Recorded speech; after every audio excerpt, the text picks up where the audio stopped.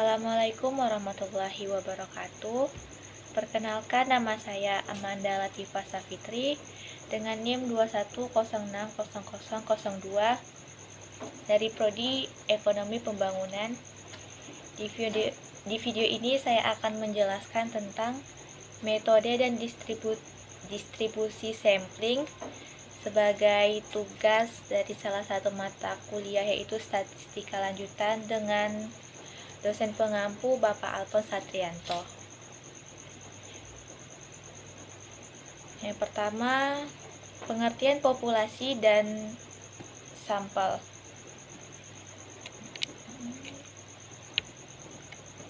Apakah kalian pernah mendengar populasi dan sampel? Mungkin kalian sudah tahu kalau dalam melakukan penelitian terdapat beragam metode yang bisa digunakan. Ragam metode ini dipilih tentunya tergantung dalam jenis penelitian yang akan dilakukan. Salah satu dari dua jenis penelitian yang cukup memerlukan kecermatan lebih dikenal dengan penelitian kuantitatif. Mengapa kecermatan diperlukan untuk jenis penelitian ini? Karena penelitian kuantitatif merupakan jenis penelitian yang hasil analisis datanya diperoleh melalui perhitungan matematis. Data-datanya berupa angka dan disajikan dalam bentuk grafis atau diagram. Dalam penelitian jenis ini, kita akan mengenal istilah populasi dan sampel. Populasi dan sampel memang merupakan istilah yang erat kaitannya dengan penelitian kuantitatif. Penelitian kuantitatif tidak cukup familiar. Penelitian kualitatif tidak cukup familiar dengan kedua istilah ini. Istilah yang biasa digunakan dalam penelitian kualitatif adalah seperti situasi sosial dan hal-hal lainnya yang menjadi sumber perolehan data.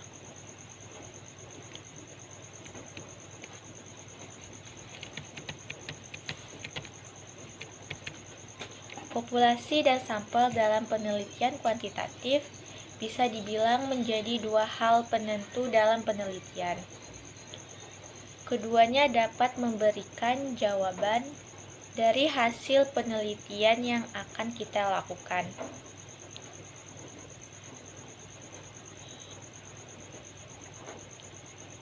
Baik populasi dan sampel, keduanya merupakan dua hal yang saling berkaitan dan tidak dapat dipisahkan antara satu dan lainnya. Sederhananya, sampel penelitian dapat diartikan sebagai bagian dari populasi dan merupakan wakil dari anggota populasi yang diteliti. Keduanya menjadi hal yang sangat menentukan hasil penelitian karena dapat memberikan generalisasi pada hasil penelitian yang didapat. Oleh karenanya, penting sekali untuk kita dapat dalam bersikap cermat dan teliti dalam menentukan besaran populasi dan sampel yang akan digunakan. Bahkan hal tersebut sudah kita perhatikan dengan matang jauh sebelumnya.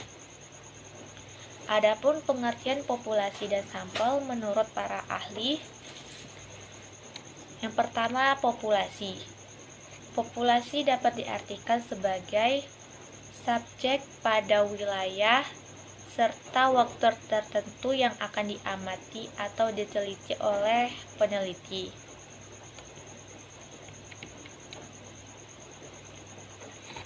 Sugiono mengartikan populasi sebagai wilayah generalisasi yang terdiri atas objek atau subjek yang mempunyai kualitas dan karakteristik tertentu yang ditetapkan oleh peneliti untuk dipelajari dan kemudian ditarik kesimpulannya.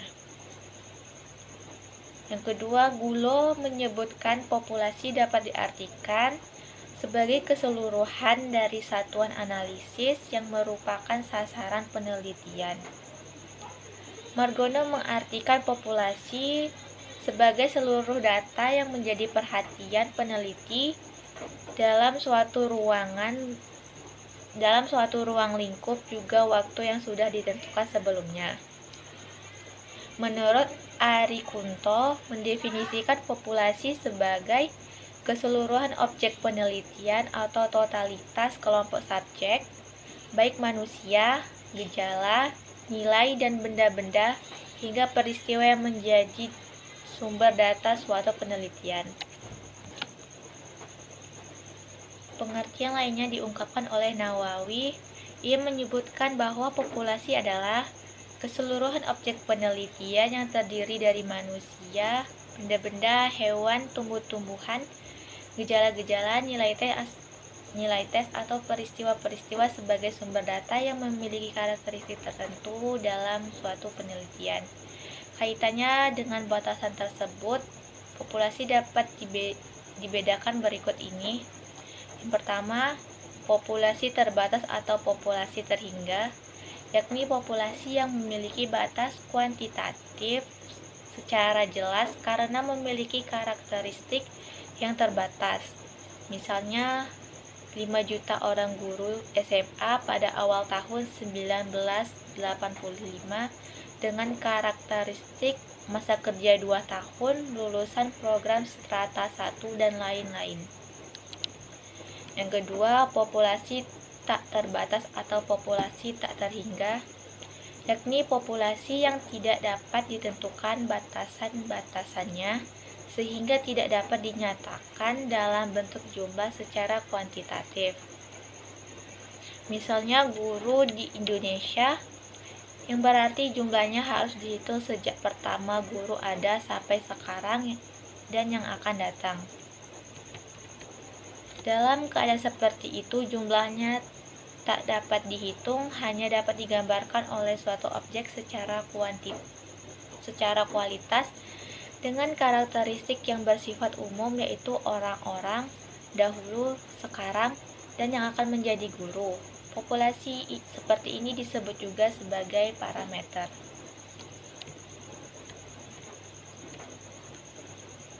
Yang kedua, pengertian sampel. Sampel adalah sebagian atau wakil populasi yang diteliti. Pendapat yang senada pun dikemukakan oleh Sugiono. Ia menyatakan bahwa sampel adalah sebagian dari jumlah dan karakteristik yang dimiliki oleh populasi. Bila populasi besar dan peneliti tidak mungkin mempelajari semua yang ada pada populasi. Misalnya karena keterbatasan dana, tenaga, dan waktu, maka peneliti dapat menggunakan sampel yang diambil dari populasi itu. Apa yang dipelajari dari sampel itu, kesimpulannya akan diberlakukan untuk populasi. Untuk itu, sampel yang diambil dari populasi harus betul-betul representatif. Marjono mengatakan bahwa sampel adalah sebagai bagian dari populasi, sebagai contoh yang diambil dengan menggunakan cara-cara tertentu. Hadi menyatakan bahwa sampel dalam suatu penelitian timbul disebabkan hal berikut. Yang pertama, peneliti bermaksud meredukasi objek penelitian sebagai akibat dari besarnya jumlah populasi sehingga harus meneliti sebagian saja.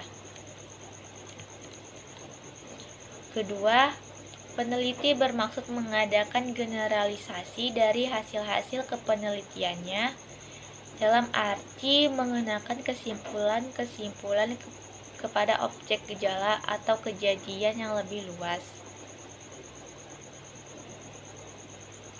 Penggunaan sampel dalam kegiatan penelitian dilakukan dengan berbagai alasan.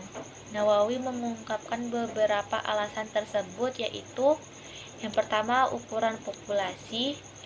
Dalam hal populasi tak terbatas atau tak terhingga berupa parameter yang jumlahnya tidak diketahui dengan pasti, pada dasarnya bersifat konseptual.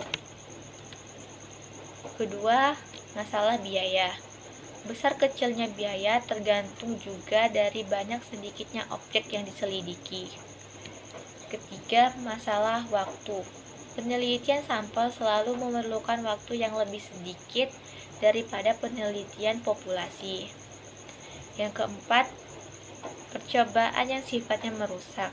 Banyak penelitian yang tidak dapat dilakukan pada seluruh populasi karena dapat merusak atau merugikan. Yang kelima, masalah ketelitian. Masalah ketelitian adalah salah satu segi yang diperlukan agar kesimpulan cukup dapat dipertanggungjawabkan. Keenam, masalah ekonomis. Pertanyaan yang harus selalu diajukan oleh seorang peneliti, apakah kegunaan dari hasil penelitian sepadan dengan biaya, waktu, dan tenaga yang telah dikeluarkan?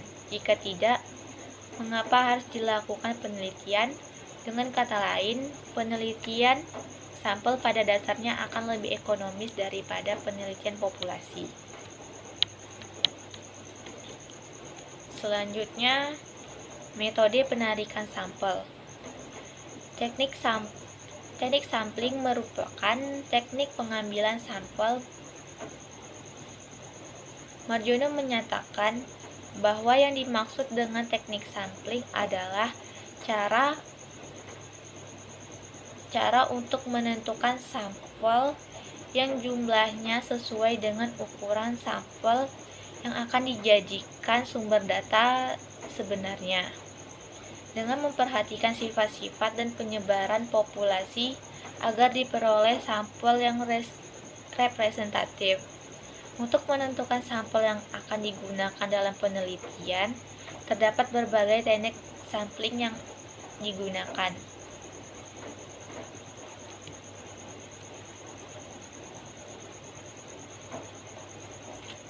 Teknik sampling pada dasarnya dapat dikelompokkan menjadi dua, yaitu probability sampling dan non-probability sampling. Probability sampling meliputi simple random sampling, proportionate stratified random sampling, disproportionate stratified random sampling, dan area sampling. Non-probability sampling meliputi sampling sistematis, sampling kuota, sampling aksidental, purposive sampling, sampling jenuh, dan snowball sampling. Yang pertama, probability sampling. Menurut Sugiono menyatakan bahwa probability sampling adalah teknik sampling yang memberikan peluang yang sama bagi setiap unsur atau anggota populasi untuk dipilih menjadi anggota sampel. Teknik sampel ini meliputi yang pertama, simple random sampling. Menurut Sugiono, dinyatakan simple atau sederhana karena pengambilan sampel anggota populasi dilakukan secara acak tanpa memperhatikan strata yang ada dalam populasi itu.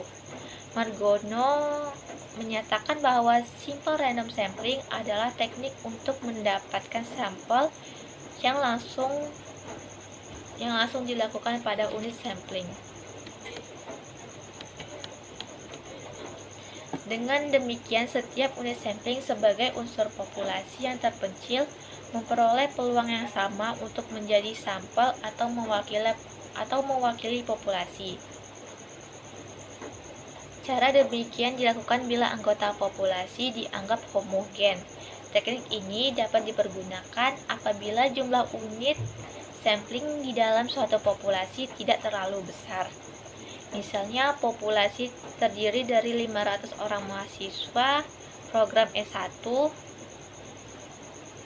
Untuk memperoleh sampel sebanyak 150 orang dari populasi tersebut digunakan teknik ini, baik dengan cara undian, ordinal, maupun tabel bilangan random. Yang kedua, proportionate stratified random sampling. Marjono menyatakan bahwa stratified random sampling biasa digunakan pada populasi yang mempunyai susunan bertingkat atau berlapis-lapis. Menurut Sugiono, teknik ini digunakan bila populasi mempunyai anggota atau unsur yang tidak homogen. Dalam berstrata secara proporsional, suatu organisasi yang mempunyai pegawai dari berbagai latar belakang pendidikan, maka populasi pegawai itu berstrata. Misalnya, jumlah pegawai yang lulus S1 sebanyak 45, S2 sebanyak 30, STM sebanyak 800, ST sebanyak 900, SMA sebanyak 400, SD sebanyak 300. Jumlah sampel yang harus diambil meliputi strata pendidikan tersebut yang diambil secara proporsional jumlah sampel. Selanjutnya ada disproportionate stratified random sampling. Sugiono menyatakan bahwa teknik ini digunakan untuk menentukan jumlah sampel apabila populasinya berstrata tetapi kurang proporsional. Misalnya, pegawai dari PT tertentu mempunyai 3 orang lulusan S3, 4 orang lulusan S2, 90 orang lulusan S1, 800 orang lulusan SMU, 700 orang lulusan SMP, maka 3 orang lulusan S3 dan 4 orang lulusan S2 itu diambil semuanya sebagai sampel. Karena dua kelompok itu terlalu kecil bila dibandingkan dengan kelompok S1, SMU, dan SMP. Selanjutnya, close sampling atau area sampling. Teknik ini disebut juga cluster random sampling. Menurut Marjono, teknik ini digunakan apabila populasi tidak terdiri dari individu-individu, melainkan terdiri dari kelompok-kelompok individu atau cluster. Teknik sampling daerah digunakan untuk menentukan sampel bila objek yang akan diteliti atau sumber data sangat luas. Misalnya penduduk dari suatu negara, provinsi, atau kabupaten. Untuk menentukan penduduk mana yang akan dijadikan sumber data, maka pengambilan sampelnya berdasarkan daerah populasi yang telah ditetapkan.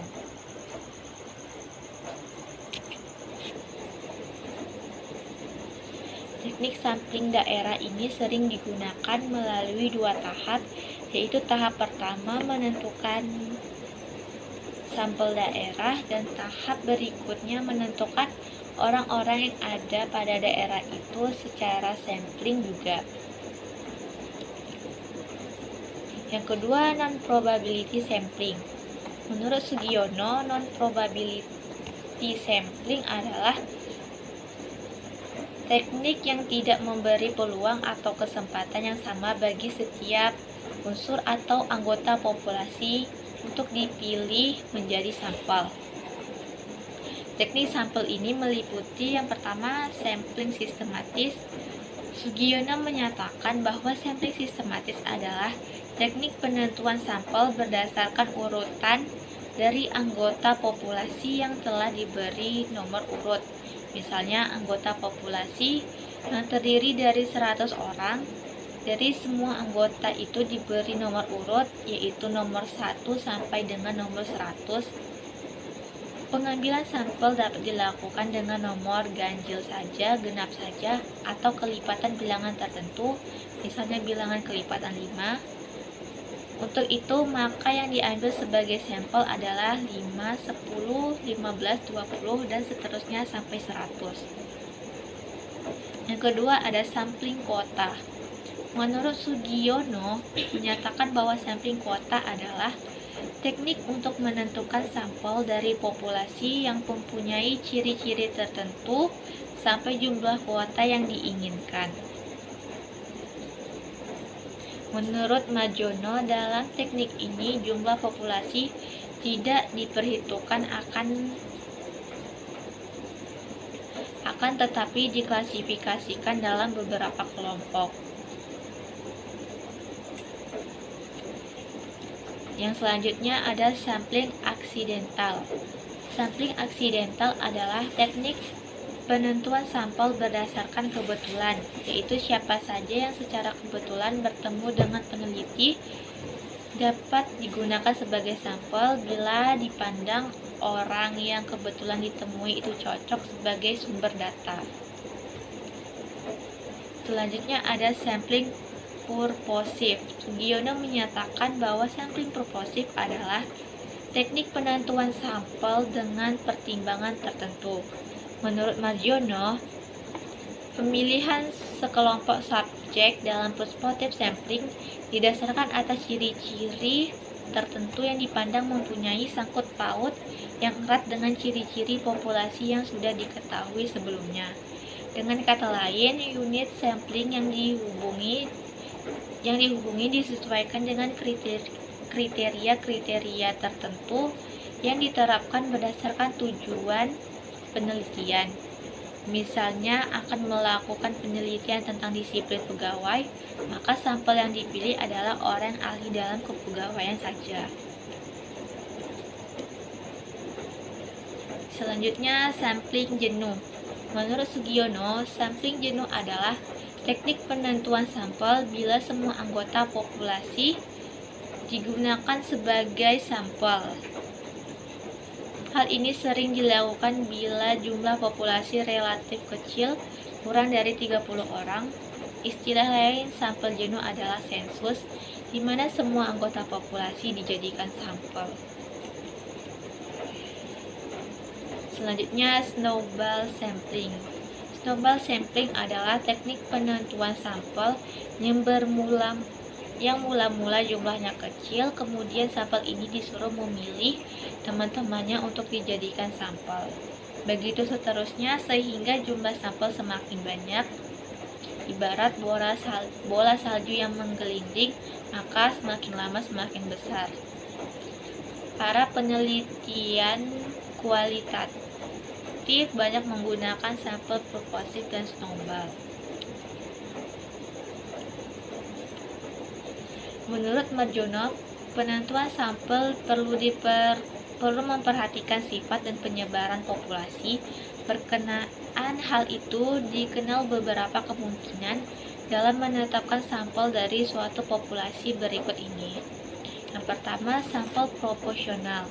Sampel proporsional menunjuk kepada perbandingan penarikan sampel dari beberapa subpopulasi yang tidak sama jumlahnya. Dengan kata lain, unit sampling pada setiap subsampel sebanding jumlahnya dengan unit sampling dalam setiap subpopulasi. Misalnya penelitian dengan menggunakan murid SLTA negeri sebagai unit sampling yang terdiri dari 3.000 murid SMA negeri dan 1.500 murid STM negeri. Dengan demikian, perbandingan subpopulasi adalah 2:1. Dari populasi itu akan diambil sebanyak 150 murid sesuai dengan proporsi setiap subpopulasi, maka harus diambil sebanyak 100 murid SMA negeri dan 50 murid STM negeri sebagai sampel. Yang kedua, area sampel. Area sampel ini memiliki kesamaan dengan proporsional sampel. Perbedaannya terletak pada subpopulasi yang ditetapkan berdasarkan daerah penyebaran populasi yang hendak diteliti. Perbandingannya besar subpopulasi menurut daerah penelitian dijadikan dasar dalam menentukan ukuran setiap subsampel. Yang ketiga, ada sampel ganda. Penarikan ganda atau sampel kembar dilakukan dengan maksud menanggulangi kemungkinan sampel minimum yang diharapkan tidak masuk seluruhnya. Yang keempat, ada sampel majemuk atau multiple samples. Sampel majemuk ini merupakan perluasan dari sampel ganda. Pengambilan sampel dilakukan lebih dari 2 kali lipat, tetapi memiliki kesamaan dengan unit sampling yang pertama. Dengan sampel multipet ini, kemungkinan masuknya data sebanyak jumlah sampel yang telah ditentukan tidak dilakukan lagi. Penarikan sampel majemuk ini hanya dapat dilakukan apabila jumlah populasi cukup besar.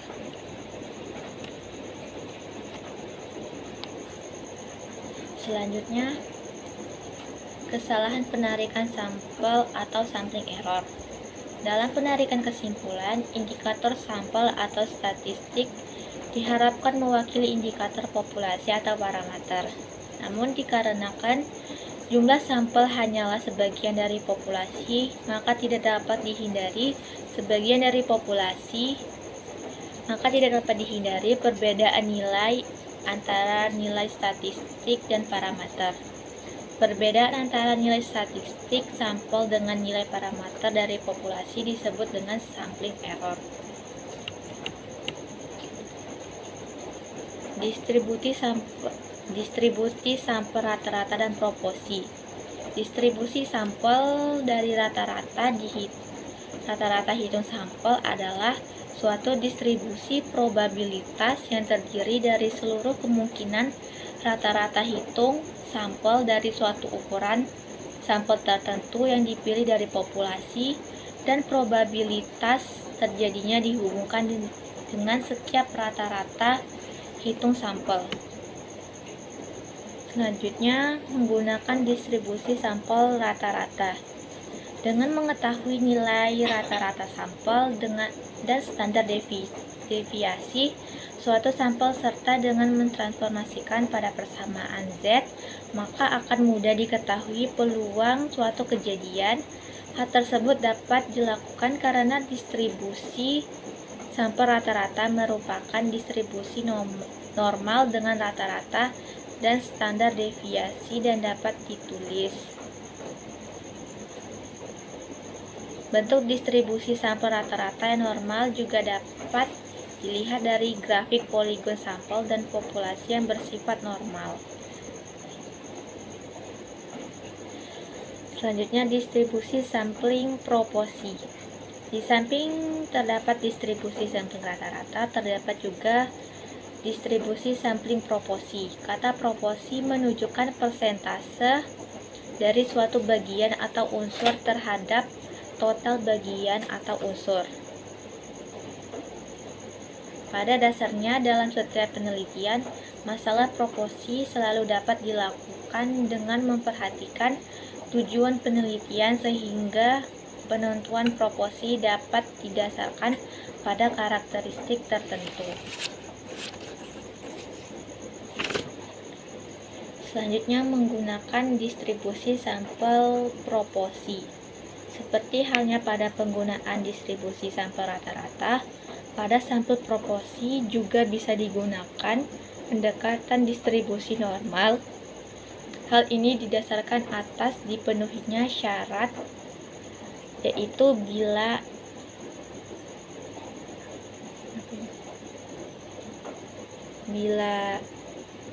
NP maupun N kurung 1 kurang P lebih besar dari 5, maka akan mendekati normal.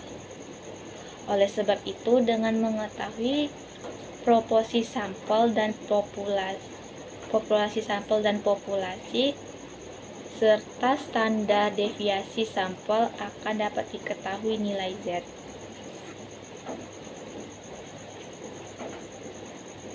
Sekian materi yang dapat saya sampaikan, lebih dan kurangnya mohon maaf.